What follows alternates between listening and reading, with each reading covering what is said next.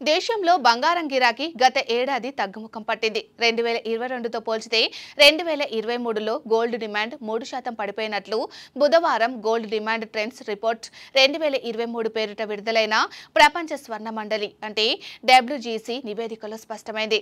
నిరుడు 747.5 టన్నులుగానే పరిమితమైనట్టు చెప్తున్నారు. అంతకు ముందు ఏడాది 774.1 టన్నులుగా ఉన్నదని పేర్కొంటున్నారు.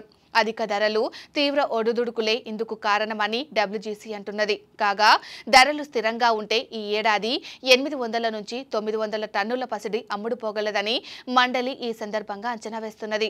ప్రపంచవ్యాప్తంగా గోల్డ్ డిమాండ్ నిరుడు 5% దిగజారి 4448.4 టన్నులుగానే ఉన్నట్లు WGC వెల్లడించింది. ETF అంటే ఎక్స్చేంజ్ ట్రేడెడ్ ఫండ్ల నుంచి పెట్టుబడులు తరలిపోవడం ప్రభావితం చేస్తున్నట్లు చెప్తున్నది. అంతకు ముందు 2 ఏళ్లలోనూ గోల్డ్ ETFల నుంచి పెట్టుబడుల ఉపసంహరణ జరిగిందని WGC గుర్తు చేస్తున్నది.